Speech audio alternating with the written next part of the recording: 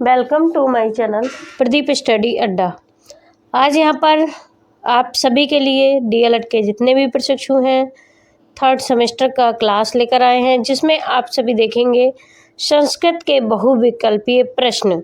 यहाँ आपके बिल्कुल 25 में से 25 प्रश्न आप सबके होने वाले हैं। तो आप सभी लोग जो भी भाई बहन यहाँ पर जुड़े हैं, एक बार वीडियो को शेयर कर दें ताकि सभी भाई बहन देख सकें। और आप सबको हर एक क्वेश्चन जो है बहुत ही चुनिंदा लेकर आए हैं और हर एक क्वेश्चन आपके ऑल एग्जाम्स में पूछे जाने वाले प्रश्न हैं। तो यहाँ पर जो नए भाई बहन जुड़े हैं वो चैनल को सब्सक्राइब करें। और एक बात, अगर आपको कुछ भी यहाँ पर समझ में नहीं आता है तो आप सभी कमेंट बॉक्स में कमेंट्स ज़रूर करें और आप सभी के लिए यहाँ पर जो क्वेश्चंस लेकर आए हैं उन सब की अच्छे से तैयारी करके आगे बढ़ें। तो चलते हैं क्लास की तरफ और करते हैं आज का क्लास का अध्ययन।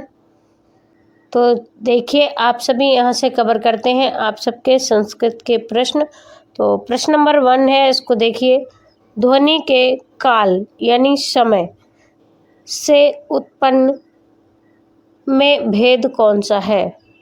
तो आपको बताना है कि हस्त, दीर्घ, लुप्त या उपयुक्त में से सभी। तो आपको यहाँ पर 4 ऑप्शन देखने को मिल रहे हैं, जिसमें आपका जो राइट ऑप्शन है वो हो जाएगा दा वाला, उपयुक्त सभी। ये आपका जो है राइट आंसर है। आगे देखिए, प्रश्न नंबर हो गया आपका 2। इसमें पूछा गया है इनमें से स्वर कौन सा है?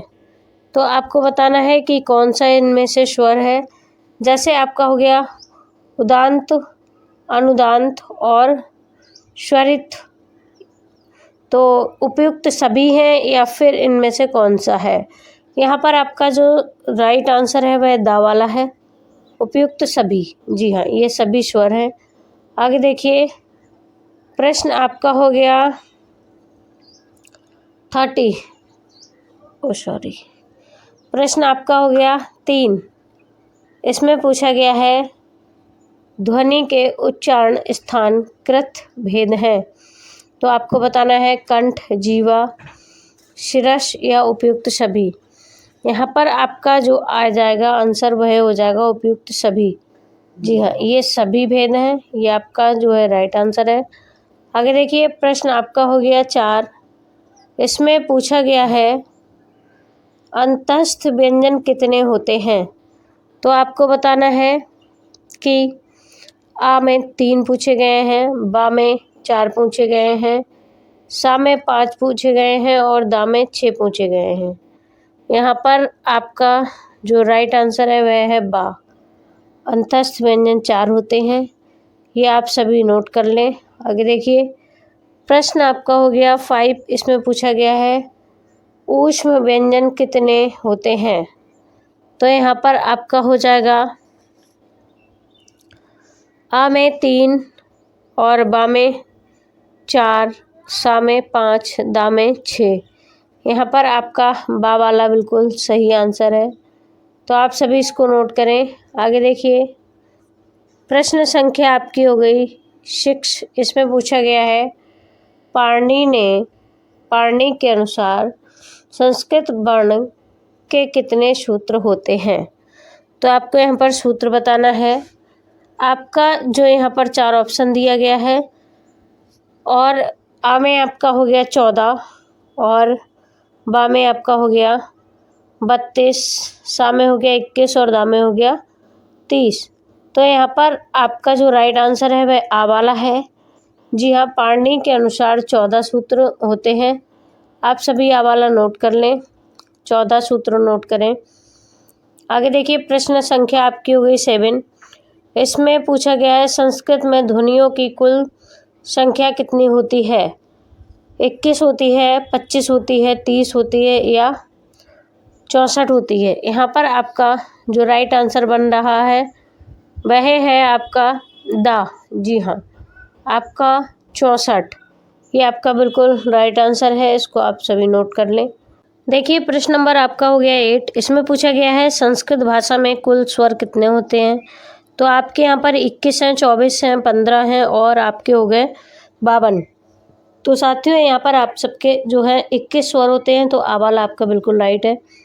आगे देखिए प्रश्न आपका हो गया 9। इसमें पूछा गया है संस्कृत भाषा में कुल कितने व्यंजन होते हैं। तो अब यहाँ पर आपको व्यंजन बताना है। यहाँ पर आपके जो व्यंजनों की संख्या होती है वो आपकी पूछी गई है 23 है, 42 है, 25 है या फिर आपकी 64 है। तो यहाँ पर आप सबकी जो व्यंजनों की संख्या होती है वह होती है 25। जी हाँ, ये आपका सा वाला बिल्कुल राइट आंसर है। आगे देखिए प्रश्न संख्या आपकी हो गई 10। इसमें पूछा गया है संस्कृत भाषा में यम कितने होते हैं। तो आपको बताना है संस्कृत भाषा में यम कितने होते हैं। यहाँ पर भी आपके 4 ऑप्शन दिए हुए हैं और यहाँ पर आपका जो राइट ऑप्शन है वो आपका हो जाएगा बा। जी हाँ, 4 होते हैं, तो ये आपका बिल्कुल राइट आंसर है। आप सभी इसको नोट कर लें। आगे देखिए प्रश्न संख्या आपकी हो गई 11। इसमें पूछा गया है संस्कृत भाषा में वर्ण के कितने भेद हैं। तो आपके यहाँ पर 4 ऑप्शन हैं और आ में पूछा गया है 14 होते हैं, बा में पूछा गया है 3 होते हैं या फिर सा में पूछा गया है 2 होते हैं या फिर दा में पूछा गया है आपके 30 होते हैं।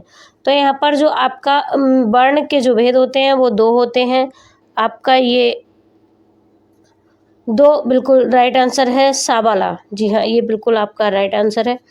आगे देखिए प्रश्न नंबर आपका हो गया 12। इसमें पूछा गया है संधि के भेद हैं। तो आपको बताना है कि संधि के कितने भेद हैं। इसमें आपकी जो है 4 संधियाँ पूछी गई हैं और इसमें आप सबको बताना है।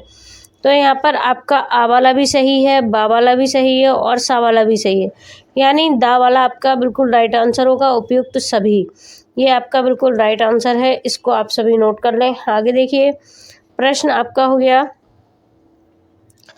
13। इसमें पूछा गया है उपेंद्र में संधि है। तो आपको बताना है कि उपेंद्र में कौन सी संधि है। यहाँ पर आपका हो गया गुण संधि और आपका बा वाले में हो गया विसर्ग संधि, दा वाले में आपका सा वाले में आपका होगा दीर्घ संधि या फिर यण संधि। तो यहाँ पर आपका जो है उपेंद्र संधि में जो पूछा गया है वो आपका हो जाएगा गुण संधि। जी हाँ, आ वाला आपका बिल्कुल राइट आंसर है। आगे देखिए प्रश्न संख्या आपकी हो गई 14। इसमें पूछा गया है यद्यपि में कौन सा संधि है। तो आपको बताना है यद्यपि में कौन सी संधि है। यहाँ पर भी आपके 4 ऑप्शन हैं। इसमें पूछा गया है अयादि संधि, अनुस्वार संधि या फिर पटुत्व संधि या फिर आपका यण संधि। तो यहाँ पर आपका साथियों है दा वाला बिल्कुल राइट है, क्योंकि यहाँ पर यण संधि आती है तो दा वाला आपका बिल्कुल राइट हो जाएगा। आप सभी इसको नोट कर लें। आगे देखिए प्रश्न संख्या आपकी हो गई 15। इसमें पूछा गया है कि गंगा में कौन सा संधि है। तो आपका आ में हो गया सेरी संधि और बा में हो गया दीर्घ संधि, सा में हो गया सुलोर संधि और दा में हो गया कोई भी नहीं। तो यहाँ पर आपका जो है राइट आंसर है वह आपका हो जाएगा अनुस्वार संधि। जी हाँ, अनुस्वार संधि आपका जो है राइट आंसर हो जाएगा। तो साथियों अनुस्वार संधि यहाँ पर टाइपिंग में मिस्टेक से छूट गया है, नहीं लिखा गया है, लेकिन आप सबको यहाँ पर हमने बता दिया है। आपका गंगा में जो आएगी वो आपकी संधि होगी अनुस्वार संधि। तो आप सभी उसको नोट कर लें। आगे देखिए प्रश्न आपका हो गया है 16। इसमें पूछा गया है छात्रापि में कौन सा संधि है। तो आपको बताना है छात्रापि में कौन सी संधि है। इसमें आप सबका जो है 4 ऑप्शन है और इसमें भी आप सबका जो राइट आंसर है वो आपको बताना है। तो यहाँ पर आपका जो है आ में पूछा गया है शेरी संधि, दीर्घ संधि या सुलोप संधि या इनमें से कोई नहीं। तो आपका हो जाएगा सुलोप संधि, यानी सा वाला बिल्कुल राइट आंसर हो जाएगा। आगे देखिए प्रश्न संख्या आपकी हो गई 17। इसमें पूछा गया है पावक में कौन सा संधि है। तो आपका हो गया स्वर संधि या फिर हल संधि या फिर अयादि संधि या इनमें से कोई नहीं। तो आपका यहाँ पर जो राइट आंसर है वह आपका हो जाएगा अयादि संधि, यानी आपका सा वाला बिल्कुल राइट आंसर है। अयादि संधि ये आपका बिल्कुल राइट आंसर है। आगे देखिए प्रश्न संख्या आपकी हो गई 18। इसमें पूछा गया है कि संस्कृत में समास का प्रयोग किया जाता है। तो आपको बताना है कि सुंदरता लाने के लिए या भाषा में संक्षिप्त भाव लाने के लिए या फिर इनमें से कोई नहीं या फिर आवा दोनों। तो आपको बताना है कि किस लिए लाया जाता है। यहाँ पर आपका जो राइट आंसर हो जाएगा वह हो जाएगा आ बा दोनों, यानी आपका दा वाला बिल्कुल राइट आंसर हो जाएगा, क्योंकि सुंदरता लाने के लिए भी समास का प्रयोग किया जाता है और आपका भाषा में संक्षिप्तता भाव लाने के लिए भी किया जाता है। आगे देखिए, प्रश्न संख्या आपकी हो गई 19। इसमें पूछा गया है बहुवचन समास के भेद हैं, तो आपको बताना है। आगे प्रश्न नंबर देखिए 19। इसमें पूछा गया है द्वंद्व समास के भेद हैं, तो आपको बताना है कि द्वंद्व समास के कितने भेद हैं। तो यहाँ पर भी आपके 4 ऑप्शन हैं, लेकिन यहाँ पे आपका आ वाला भी सही है और आपका बा वाला भी सही है और सा वाला भी सही है। तो यहाँ पर आपका जो राइट आंसर हो जाएगा वो हो जाएगा यण उपयुक्त तीनों। जी हाँ, ये आपका बिल्कुल राइट आंसर हो जाएगा तीनों। इसको आप सभी नोट कर लें। और आगे देखिए, प्रश्न संख्या आपकी हो गई 20। इसमें पूछा गया है बहुविहीन समास के भेद हैं, तो आपको बताना होगा कि यहाँ पर कितने भेद हैं। तो यहाँ पर जो पूछा गया है क्वेश्चन, उसको देखिए 4 ऑप्शनों में दिया गया है, लेकिन यहाँ पर जो आपको राइट ऑप्शन है वो आपको बताना है। तो यहाँ पर आपका जो है समानाधिकरण हो गया और व्याधिकरण हो गया, ये आप सबके दोनों होते हैं। तो आपका यहाँ पर सा वाला बिल्कुल राइट आंसर है। इसको आप सभी नोट कर लें, क्योंकि यहाँ पर दोनों आते हैं। आगे देखिए, प्रश्न संख्या आपकी हो गई 21। इसमें पूछा गया है भ्रातरों में समास है, तो आपको बताना है कि कौन सा समास है। यहाँ पर आपका जो है 4 ऑप्शन है, लेकिन यहाँ पर जो आपका राइट आंसर है वह आपको देखना है कौन सा है। तो यहाँ पर बा वाले में आपका हो जाएगा एक शेष द्वंद्व समास। तो यहाँ पर आपका जो है बा आंसर बिल्कुल राइट है। इसको आप सभी नोट कर लें, ये वाला आपका बिल्कुल सही है। आगे देखिए, प्रश्न संख्या आपकी हो गई 22। इसमें पूछा गया है विधानम इनमें में समास कौन सा है। विद्याधनम में समास कौन सा है, तो आपको बताना है कौन सा समास है। यहाँ पर आपका जो है 4 ऑप्शन दिया गया है और आपको बताना है कि कौन सा इसमें राइट आंसर है। तो आपका जो है पूछा गया है तत्पुरुष समास है, द्वंद्व समास है, द्विगु समास है या रूपक या कर्मधारय समास है या इनमें से कोई नहीं। तो आपका यहाँ पर रूपक कर्म धारण समास, ये आपका सा वाला बिल्कुल राइट हो जाएगा। आप सभी इसको नोट कर लें। आगे देखिए, प्रश्न संख्या आपकी हुई 23। इसमें पूछा गया है तत्पुरुष समास के कितने भेद होते हैं, तो आपको बताना है तत्पुरुष समास के कितने भेद होते हैं। यहाँ पर आपका हो गया आ में 8, बा में 12 और सा में 6, दा में हो गए आपके 18। यहाँ पर आपका जो राइट ऑप्शन है वो आपको बताना है। तो यहाँ पर आपका राइट ऑप्शन हो जाएगा 6। जी हाँ, यहाँ पर सा वाला आपका बिल्कुल राइट है, क्योंकि यहाँ पर 6 होते हैं तत्पुरुष समास के भेद। तो आपका ये बिल्कुल राइट आंसर है। आगे देखिए, प्रश्न पूछा गया है 24। इसमें पूछा गया है दशानन मस्त शा समास विग्रह के बाद शब्द होगा, तो कौन सा शब्द होगा ये आपको बताना है। यहाँ पर आपका जो राइट आंसर है वह हो जाएगा बा, यानी दशानन। ये आपका बिल्कुल बा वाला राइट आंसर है। आगे देखिए, प्रश्न आपका हो गया 25। इसमें पूछा गया है बहुविहीन समास के कितने भेद होते हैं, तो आपको बताना है 2 भेद, 7 भेद, 6 भेद या फिर 8 भेद। यहाँ पर आपका जो राइट आंसर है वो आपका हो जाएगा 2। जी हाँ, ये आपका आ वाला बिल्कुल राइट आंसर है। इसको आप सभी नोट कर लें। जी हाँ, 2 होते हैं। आगे देखिए, प्रश्न संख्या आपकी हो गई 26। इसमें पूछा गया है शब्द किसके संयोग से बनते हैं, तो आपको बताना है शब्द किसके संयोग से बनते हैं। यहाँ पर आपका आ में पूछा गया है वर्णों के सहयोग से, बा में पूछा गया है अक्षरों के सहयोग से और सा में आवासा दोनों या इनमें से कोई नहीं। तो यहाँ पर जो राइट आंसर है वह आपको हो जाएगा वर्णों के सहयोग से। जी हाँ, शब्द आपके बनते हैं वर्णों के सहयोग से। तो यहाँ पर आपका आ वाला बिल्कुल राइट आंसर है, इसको आप सभी नोट कर लें। आगे देखिए, प्रश्न संख्या आपकी हो गई 27। इसमें पूछा गया है संस्कृत भाषा में कौन सा लिंग होता है।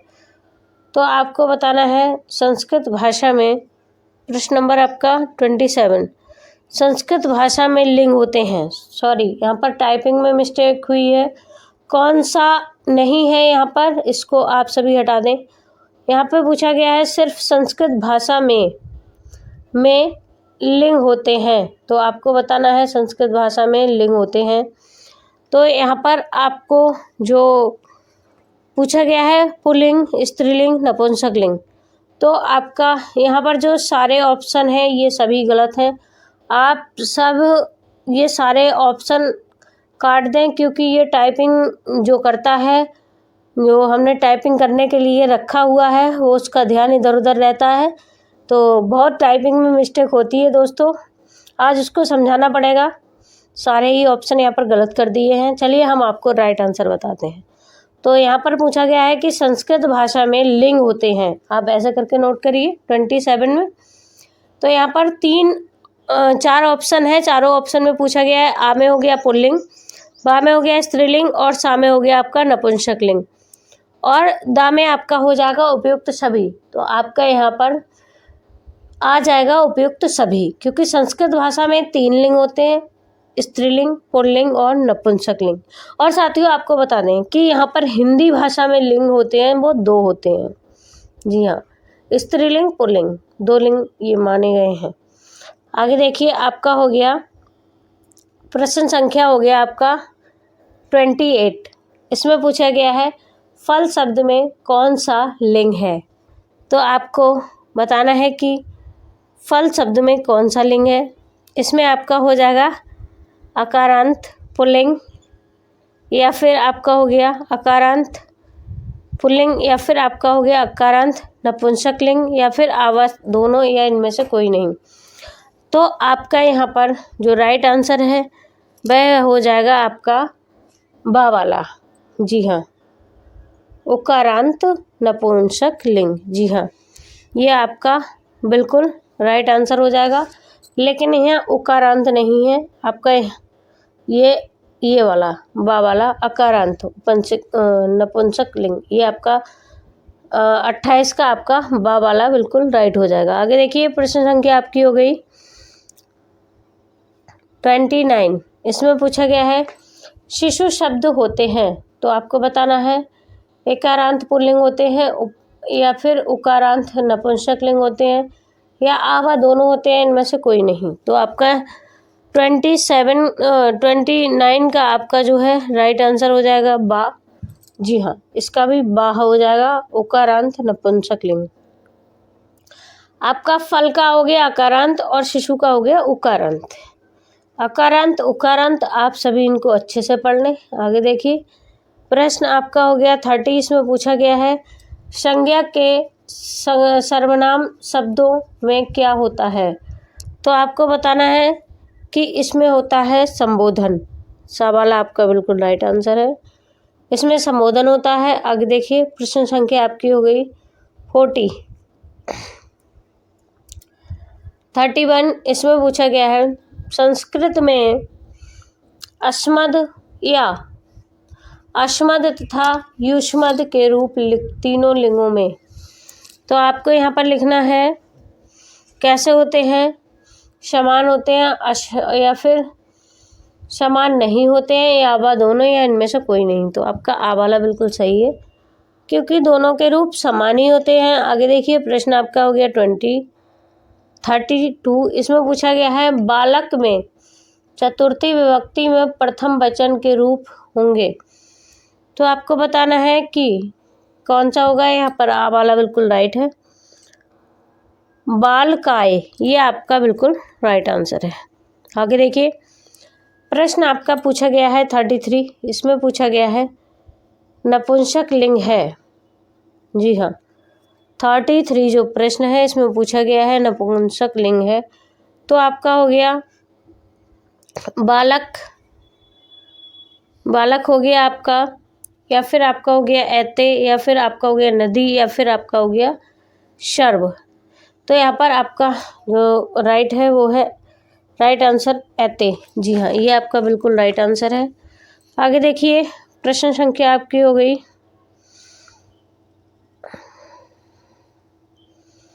34। 34 आप सबकी प्रश्न संख्या है, इसको आप सभी देखिए। इसमें पूछा गया है के रूप हैं, के, तो आपसे के रूप पूछे गए हैं, तो के जो है आपका स्त्रीलिंग हो जाएगा। इसमें सा वाला राइट आंसर है। आगे देखिए, प्रश्न संख्या आपकी हो गई 35। इसमें पूछा गया है धातुओं को संस्कृत में कितने गुणों में बांटा गया है। तो आपको बताना है 8 में, 9 में, 10 में, या इनमें से कोई नहीं। यहाँ पर आपका हो जाएगा राइट आंसर 10। सा ये आपका बिल्कुल राइट आंसर है। आगे देखिए, प्रश्न संख्या हो गई 36। इसमें पूछा गया है संस्कृत पाठ्यक्रम में लकारों की संख्या है। 36 में पूछा गया है, तो आपके यहाँ जाएंगे बामे 5। जी हाँ, 5 लकार। आगे देखिए, प्रश्न संख्या आपकी हो गई 37। इसमें पूछा गया है श्री धातु में, धातु से लुत लकार मध्यम पुरुष एक वचन का रूप है। तो आपको बताना है कि यहाँ पर कौन सा है। इसमें आपका जो राइट आंसर है वह हो जाएगा श्रेष्यसी, यानी बा वाला आपका बिल्कुल राइट आंसर है। आगे देखिए, प्रश्न आपका हो गया 38। इसमें पूछा गया है दृश्य धातु से लट लकार उत्तम पुरुष एक वचन का रूप है। तो आपको बताना है कि कौन सा है। इसमें भी आप सबके 4 ऑप्शन दिए हैं, तो इसमें आपका हो गया पश्याव और पश्यति, पश्यत, पश्यत। तो यहाँ पर आपका जो राइट आंसर है वह आ वाला हो जाएगा। आगे देखिए, प्रश्न संख्या आपकी हो गई 39। इसमें पूछा गया है लव धातु का लोट लकार के प्रथम पुरुष में बहुवचन में रूप होगा। तो आपको बताना है कि कौन सा रूप होगा। यहाँ पर आपका जो है राइट आंसर जो होगा वो आपका हो जाएगा, आप लोग उसको इस तरह से लिख लें, ल, और आपका हो जाएगा भा, न, ता और मा। जी हाँ, ये आपका राइट आंसर हो जाएगा लवन ताम। ये आपका लवन ताम, ये आपका राइट आंसर हो जाएगा, क्योंकि यहाँ टाइपिंग में मिस्टेक हुई है दोस्तों, और जो यहाँ पर रूप है वो लिखे नहीं गए हैं। तो आप सभी आगे बढ़ें। आगे देखिए, प्रश्न संख्या आपकी हो गई 40। इसमें पूछा गया है अस धातु लट लकार के उत्तम पुरुष के द्विवचन के रूप होंगे। तो आपको यहाँ पर बताना है कि कितने होंगे। आपके यहाँ पर हो जाएंगे, दा वाला सही है, राइट आंसर है अस्ता, ये आपका बिल्कुल राइट आंसर है। आगे देखिए, प्रश्न संख्या आपकी हो गई 41। इसमें पूछा गया है कर्म कारक के कर्म कारक में विभक्ति होती है। तो आपको पता है यहाँ पर कौन सी विभक्ति होती है। कर्म कारक में विभक्ति होती है, तो आपको पता है कौन सी होती है। यहाँ पर आपका पूछा गया है प्रथमा होती है, या फिर विभक्ति होती है, तृतीया होती है, इनमें से कोई नहीं। तो यहाँ पर आपका बा वाला राइट है, विभक्ति। आगे देखिए, प्रश्न संख्या आपकी हो गई 42। इसमें पूछा गया है नाम मात्र में विभक्ति होती है। तो आपको बताना है कि नाम मात्र में कौन सी विभक्ति होती है। द्वितीया होती है, प्रथमा होती है, तृतीया होती है, इनमें से कोई नहीं। तो आपका हो गया यहाँ पर राइट आंसर प्रथमा, ये आपका राइट आंसर है। आगे देखिए, प्रश्न संख्या आपकी हो गई 43। जी हाँ, इसमें पूछा गया है कर्म कारक का चिन्ह है। तो आपको बताना है आ में हो गया का, बा में हो गया को, और सा में हो गया के। तो आपको यहाँ पर जो राइट आंसर है वो बताना है क्या हो गया। तो आपका कर्म कारक का चिन्ह जो होता है वो होता है को। जी हाँ, बा वाला ये बिल्कुल राइट आंसर है। आगे देखिए, प्रश्न संख्या आपकी हो गई 44। इसमें पूछा गया है द्वितीय विभक्ति का प्रयोग होता है, तो आपको बताना है कि द्वितीय विभक्ति का प्रयोग कैसे होता है। इसको देखते हैं। इसमें भी आपके 4 ऑप्शन हैं और यहाँ पर जो आपका राइट आंसर है वह हो जाएगा द्विकर्मक धातुओं में। जी हाँ, द्विकर्मक धातुओं में, यानी बा वाला आपका बिल्कुल राइट आंसर है। इसको नोट करिए। आगे देखिए, प्रश्न आपका हो गया 45। इसमें पूछा गया है नवंती शब्द का अर्थ है, तो आपको बताना है कि क्या है। यहाँ पर आपको जो है राइट आंसर देखने को मिल जाएगा निनाबो। ये आपका सा वाला बिल्कुल राइट आंसर है। प्रश्न नंबर आपका 46 जो है उसमें पूछा गया है कि सहस्त्रम का अर्थ क्या है, तो आपको बताना है कि 100 है, कि 700 है, कि 1000 है, या इनमें से कोई नहीं है। तो जैसा कि आप सब यहाँ पर जो 4 ऑप्शंस को देख रहे हैं, यहाँ पर आपका जो राइट आंसर है वह हो जाएगा 1000। जी हाँ, ये आपका बिल्कुल राइट आंसर है। सहस्त्रम संस्कृत में 1000 को कहते हैं। इसी प्रकार आगे देखिए, प्रश्न नंबर है आपका 47। इसमें पूछा गया है राम कृष्णो शब्द में समास है, तो आपको बताना है कि द्वंद्व समास है, द्विगु समास है, या फिर दोनों है, और या फिर इनमें से कोई नहीं। तो आपका यहाँ पर जो राइट आंसर है वह आपका हो जाएगा द्वंद्व समास। जी हाँ, तो आ वाला आपका बिल्कुल राइट आंसर है। इसको नोट कर लें। आगे देखिए, प्रश्न है आपका 48। इसमें पूछा गया है त्रिलोकी शब्द है, तो आपको बताना है त्रिलोकी शब्द क्या है।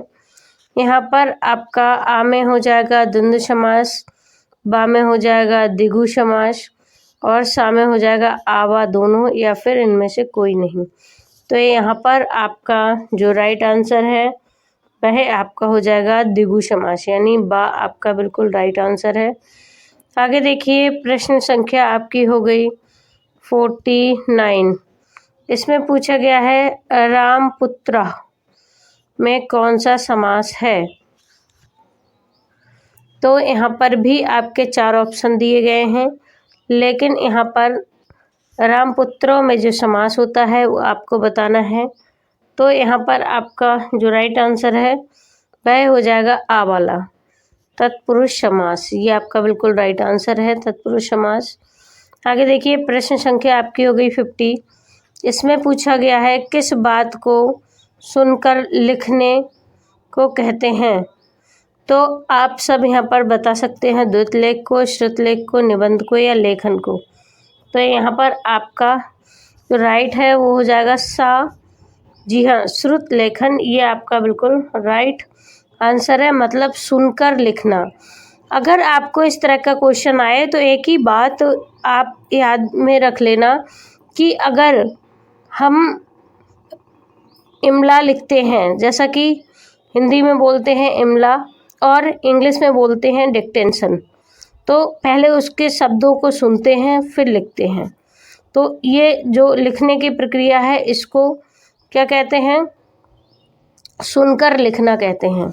तो आप इसको श्रुत लेखन संस्कृत में कह सकते हैं। आगे देखिए, प्रश्न संख्या आपकी हो गई 51। इसमें पूछा गया है किस वाक्य को देखकर ठीक वैसे ही वाक्य लिखना, तो आपको बताना है कि यहाँ पर आपका हो गया द्वित लेखन से, या अनुलेखन से, लेख से, या श्रुत लेखन से। तो आपका यहाँ पर जो राइट आंसर है वह आपका हो जाएगा अनुलेखन। ये आपका बिल्कुल राइट है। आगे देखिए, प्रश्न संख्या आपकी हो गई 52। इसमें पूछा गया है किसी के द्वारा बोले हुए वाक्यों को लिखना उसे कहते हैं। तो अगर कोई बोलता है और आप लिख रहे हैं तो उसे क्या कहते हैं, आपका हो जाएगा सुलेख। जी हाँ, किसी के द्वारा बोले हुए वाक्य को लिखना उसे सुलेख कहते हैं। आगे देखिए, प्रश्न संख्या आपकी हो गई 53। इसमें पूछा गया है कि समास के कितने भेद हैं। तो आपको बताना है 53 में समास के 6 भेद होते हैं। आगे देखिए, प्रश्न संख्या आपकी हो गई 54। इसमें पूछा गया है उपसर्ग के प्रयोग से किसका अर्थ बदलता है। तो आपको बताना है कि उपसर्ग के प्रयोग से क्रिया का या धातु का या आबा दोनों का या इनमें से कोई नहीं। तो आपका राइट आंसर हो जाएगा धातु का। जी हाँ, यहाँ पर अब बा वाला बिल्कुल आपका राइट आंसर है। तो साथियों आगे देखिए, प्रश्न आपका है 55। इसमें पूछा गया है उपसर्ग के प्रयोग से वाक्य हो जाता है। तो आपको बताना है चमत्कार युक्त, गरिमा युक्त या आबा दोनों या इनमें से कोई नहीं।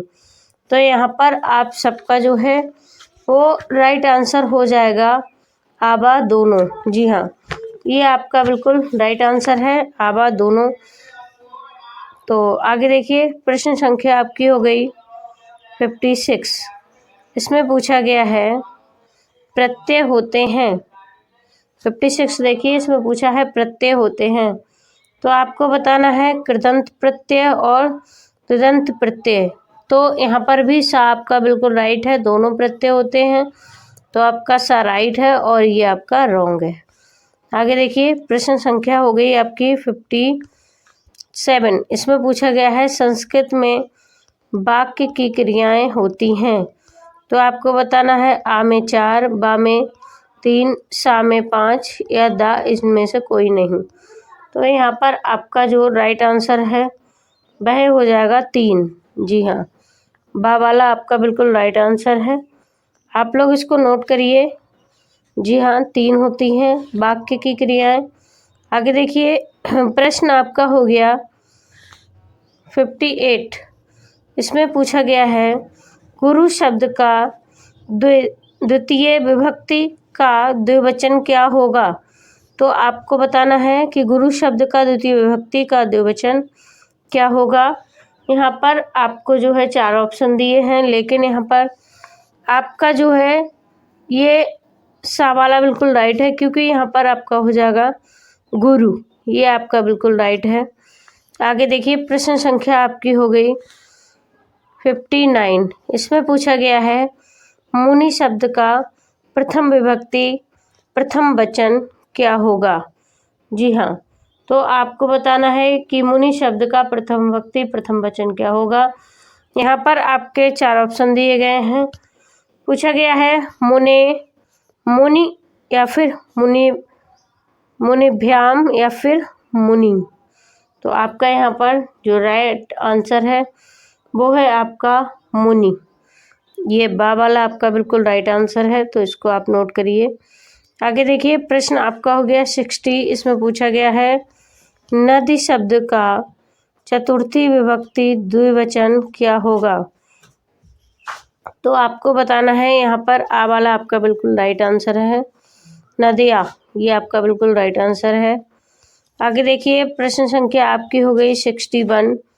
इसमें पूछा गया है धेनु शब्द का तृतीय विभक्ति एक वचन क्या होगा। तो यहाँ पर आपको 4 ऑप्शन दिए हैं। जैसे कि आ में पूछा गया है धेनु, धेनुवा या धेनुभ्याम या धेनुनु। तो आपका यहाँ पर बा वाला बिल्कुल राइट आंसर है, इसको आप लोग नोट करिए। आगे देखिए, प्रश्न संख्या हो गई आपकी 62। इसमें पूछा गया है 3 मतलब त्रि का प्रथम विभक्ति प्रथम वचन क्या होगा। तो आपको बताना है क्या होगा।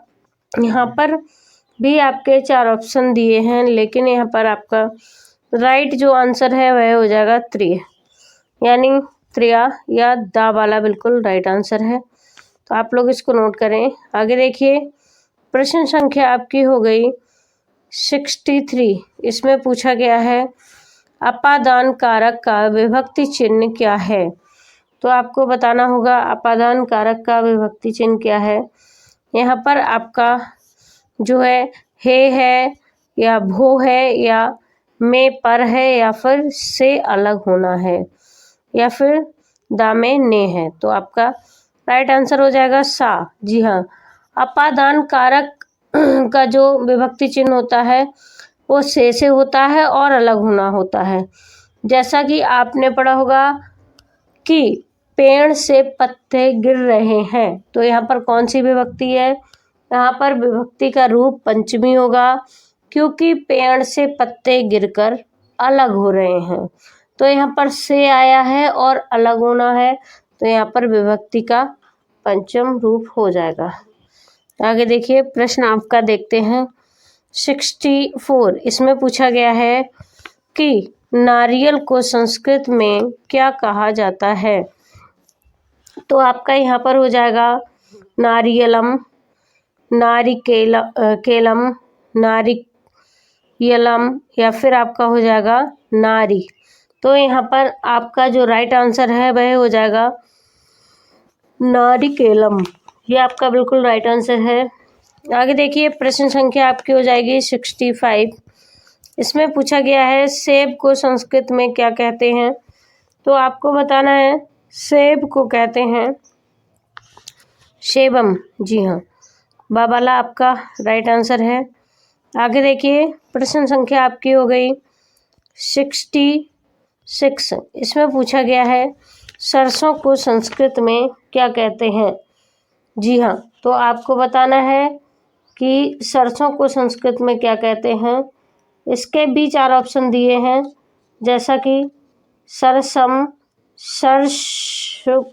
सरसपम, या फिर आपका हो गया सरसोहम या शरपणपम। तो आपका यहाँ पर राइट आंसर बा वाला हो जाएगा। आप इसको नोट करिए। आगे देखिए, प्रश्न संख्या आपकी हो गई 67। इसमें पूछा गया है संज्ञा कितने प्रकार की होती है? बहुत सुंदर क्वेश्चन है। आपको बताना है कि संज्ञाएं कितने प्रकार की होती हैं। आपको बता दें, संज्ञा यहाँ पर 6 प्रकार की होती है। जी हाँ संज्ञा 6 प्रकार की होती है। आगे देखिए, प्रश्न संख्या आपकी हो गई 68। इसमें पूछा गया है विसर्ग का उच्चारण स्थान बताइए। तो आपको बताना है कि विसर्ग का उच्चारण स्थान क्या होता है। जैसा कि कंठ हो गया, आपका तालु हो गया, दंत हो गया, ओष्ठ हो गया, तो यहाँ पर आपका विसर्ग का उच्चारण स्थान हो जाएगा कंठ, यानी आ वाला आपका बिल्कुल राइट आंसर है। आगे देखिए, प्रश्न आपका हो जाएगा 69। इसमें पूछा गया है एकोन चत्वारिंशति शब्द का अर्थ है। तो आपको बताना है कि क्या इसका अर्थ क्या है। तो आपको यहाँ पर जो है राइट आंसर हो जाएगा आपका 39। जी हाँ, ये आपका बिल्कुल राइट आंसर है बाबाला, इसको नोट करिए। आगे देखिए, प्रश्न संख्या आपकी हो गई 17। इसमें पूछा गया है चोराभ्याम में समास है। तो आपको बताना है कि आपका हो गया तत्पुरुष समास, या फिर हो गया द्वंद्व समास, या फिर हो गया अव्ययभावी समास, या द्विगु समास। फटाफट से बताइए, आप सभी लोग कमेंट करते रहिए। आगे देखिए, यहाँ पर आपका राइट आंसर है वो आ रहा है आ वाला। जी हाँ, तत्पुरुष समास, ये आपका बिल्कुल राइट आंसर है। आगे देखिए, प्रश्न संख्या आपकी है 71। इसमें पूछा गया है भयार्थक तथा रक्षार्थक शब्दों धातुओं के साथ विभक्ति का प्रयोग होता है। तो आपको बताना है कौन सी विभक्ति का होता है। चतुर्थी विभक्ति, षष्ठी विभक्ति, पंचमी विभक्ति, या फिर द्वितीय विभक्ति। तो आपको यहाँ पर फटाफट से राइट आंसर देना है। कौन सा राइट आंसर है आप सभी लोग कमेंट बॉक्स में लिख दिया करिए, ताकि देख सकें आपका राइट आंसर कौन सा है। तो यहाँ पर आपका राइट आंसर आ जाएगा सा वाला, जिसमें है आपका पंचमी विभक्ति। ये आपका बिल्कुल राइट आंसर है। आगे देखिए, प्रश्न संख्या आपकी हो गई 72। इसमें पूछा गया है अहम बालकम पश्यामि। तो इसमें आपका जो इस वाक्य का कर्म वाच्य में परिवर्तन होगा, तो आपको बताना है कि किस में होगा। तो यहाँ पर आपको 4 ऑप्शन दिए हैं, और इसमें जो राइट आंसर है वो आपका है मया बालका दृश्यते। ये आपका बिल्कुल राइट आंसर है। आगे देखिए, प्रश्न संख्या आपकी है, बहुत अच्छा प्रश्न है। 73 प्रश्न बहुत अच्छा है, हर एक एग्जाम में आने वाला प्रश्न है। महेश्वर सूत्रों की संख्या कितनी होती है? जी हाँ, पूछे गए हैं महेश्वर सूत्रों की संख्या कितनी होती है, तो आपको बताना है यहाँ पर कि महेश्वर सूत्र यहाँ पर कितने होते हैं।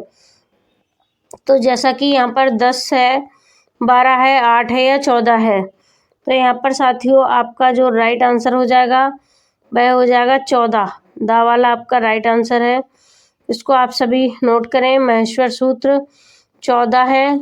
आगे देखिए प्रश्न संख्या आपकी हो गई 74। इसमें पूछा गया है पावक में संधि है, तो आपको बताना है गुण संधि है, यण संधि है, वृद्धि संधि है या आदि संधि है।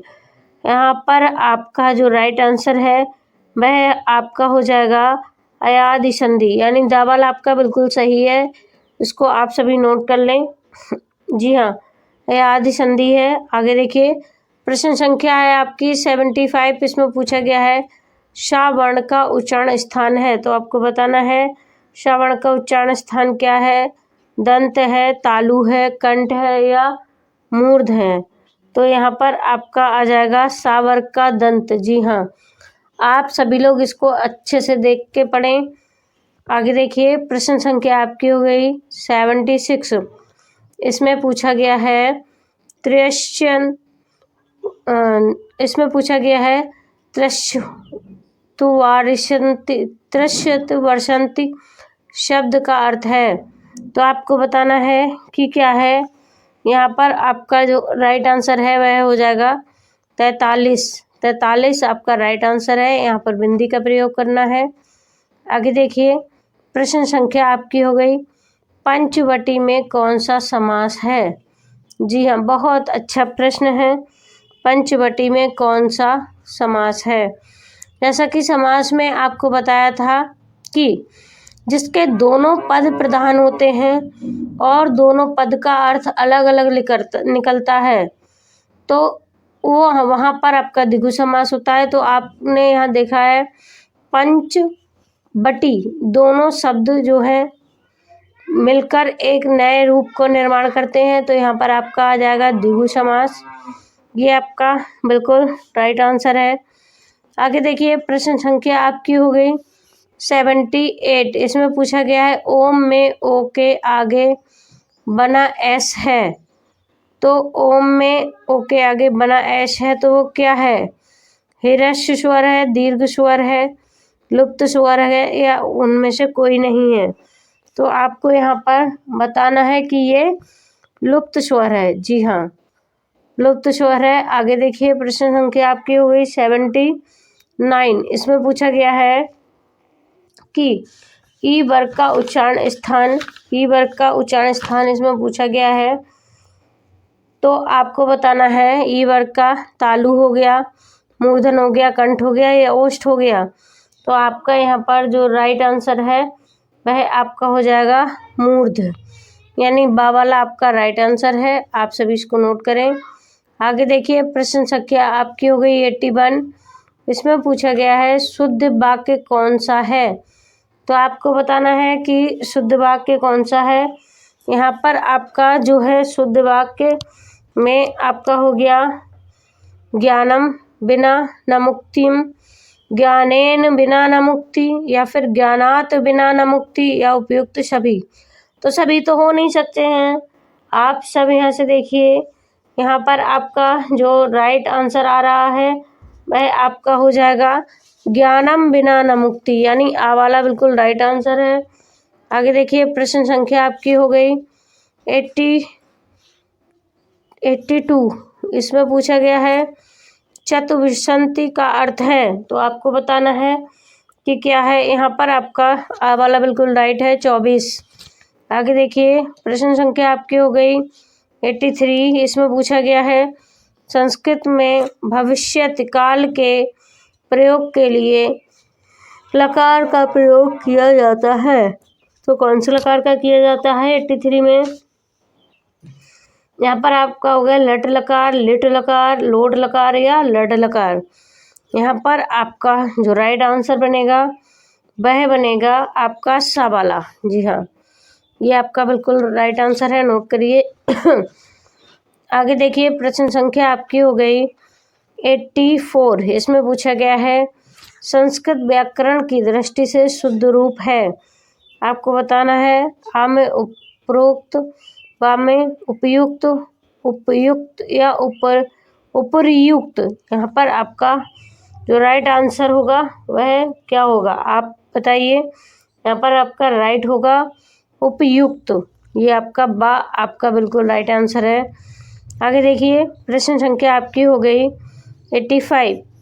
इसमें पूछा गया है संख्यावाची शब्द प्रश्न बढ़ती अंक का वाच्य है। तो आपको षष्ठ बढ़ती का क्या होगा अर्थ आपको बताना है। यहाँ पर आपका हो गया, यहाँ पर आपका हो जाएगा 96, यानी आ वाला 96। ये आपका 96, ये आपका बिल्कुल राइट आंसर है। आगे देखिए, प्रश्न संख्या आपकी हो गई 86। इसमें पूछा गया है कर्ता का इष्टतम कारक है। कर्ता का इष्टतम कारक क्या है? संबंध, करण, संप्रदान या कर्म। तो यहाँ पर आपका राइट आंसर कर्ता का होता है कर्म से। तो दा वाला आपका बिल्कुल राइट आंसर है। आगे देखिए, प्रश्न संख्या आपकी हो गई 87। इसमें पूछा गया है आकाश वर्णोद दीर्घ सूत्र है। तो आपको बताना है कौन सा है। यहाँ पर आपका जो है पूछा गया है 4 ऑप्शन, अयादि संधि, गुण संधि, दीर्घ संधि या आपका यड़ संधि। यहाँ पर आपका राइट आंसर हो जाएगा दीर्घ संधि, यानी सा वाला बिल्कुल राइट आंसर है। आगे देखिए, प्रश्न संख्या आपकी हो गई 88। इसमें पूछा गया है संख्यावाची शब्द एकोन्नत विंशति अंक का वाचक है। तो एकोनविंशति किस अंक को कहा जाता है? आपको बताना है। यहाँ पर हवाले में 19। जी हाँ, ये आपका बिल्कुल राइट आंसर है। 88 का 19, ये आपका बिल्कुल राइट आंसर है। आगे देखिए, प्रश्न संख्या आपकी हो गई 89। इसमें पूछा गया है अनुक्त कर्म कारक में विभक्ति होती है। तो आपको बताना है कौन सी विभक्ति होती है। तो 89 का यहाँ पर इसमें भी आपको प्रथमा विभक्ति, द्वितीय विभक्ति, तृतीय विभक्ति या चतुर्थी। तो आपको यहाँ पर बता देना है द्वितीय। आप बिल्कुल आंख बंद करके द्वितीय पे मार देंगे, आपका बिल्कुल सही रहेगा। आगे देखिए, प्रश्न संख्या आपकी हो गई 19। इसमें पूछा गया है कि एकोयच सूत्र है। तो आपको बताना है एकोयच सूत्र क्या है। तो यहाँ पर दीर्घ संधि हो गई, गुण संधि हो गई, यण संधि हो गई या अयादि संधि हो गई। यहाँ पर आपका हो जाएगा, जी हाँ, यहाँ पर आपका जो राइट आंसर है वह हो जाएगा अयादि संधि, दा वाला। ये आपका बिल्कुल सही है। आगे देखिए, प्रश्न संख्या आपकी हो गई 91। जी हाँ, इसमें पूछा गया है संस्कृत में प्रत्यय की कितनी संख्या होती है? आ में 2, बा में 3, सा में 4, दा में 5। तो आपको बताना है कि यहाँ पर कितनी संख्या होती है। यहाँ पर आपकी होती है बिल्कुल 2 संख्या। तो आ वाला राइट आंसर है, इसको नोट करें।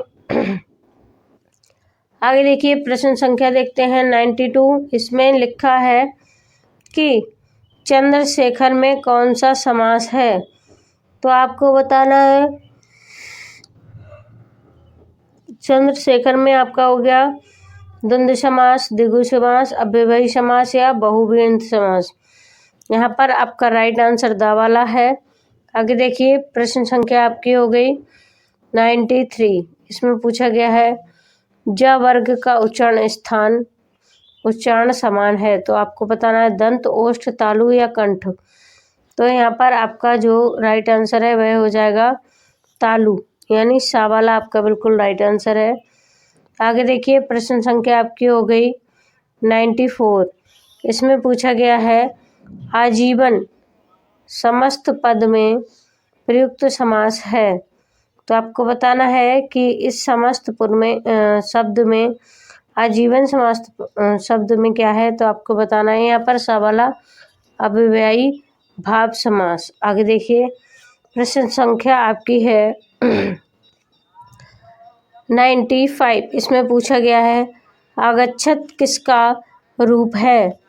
आगच्छत किसका रूप है, तो आपको बताना है कि यहाँ पर 4 ऑप्शन दिए हैं। प्रथमा पुरुष का, या फिर प्रथमा पुरुष का हो गया, मध्य पुरुष का हो गया, या उत्तम पुरुष का, या इनमें से कोई नहीं। तो आपको बताना है, इसमें आपका आ वाला बिल्कुल राइट हो जाएगा। जी हाँ, आ वाला बिल्कुल राइट आंसर है। आप सभी इसको नोट कर लें। तो साथियों, यहाँ पर जो आपके सभी क्वेश्चंस हैं वो कवर हो चुके हैं। आगे के 2 क्वेश्चन बचे हैं, इन्हें भी देख लेते हैं। तो यहाँ पर देखिए, आपका जो क्वेश्चन है 96, इसमें पूछा गया है कौन सा सर्वनाम शब्द है। तो आपको बताना है कि सर्वनाम शब्द कौन सा है। पुस्तकम है, या फिर अरणम है, सर्वेषु है, या आश्रम है। तो यहाँ पर आ वाला आपका पुस्तकम, ये आपका सर्वनाम शब्द है। आगे देखिए, प्रश्न संख्या आपकी हो गई 97। इसमें पूछा गया है नधाम शब्द में प्रयुक्त विभक्ति कौन सी है। तो आपको बताना है कि कौन सी है। यहाँ पर आपकी हो जाएगी षष्ठी। जी हाँ, आ वाला बिल्कुल राइट आंसर है। तो साथियों, यहाँ पर वीडियो को लाइक ज़रूर करें अगर आपको अच्छी लगी हो, और शेयर करें। जो भाई बहन नए जुड़े हैं वो चैनल को सब्सक्राइब करें। तो साथियों, यहाँ पर आज का संस्कृत का 3rd सेमेस्टर का पूरा क्लास हो चुका है।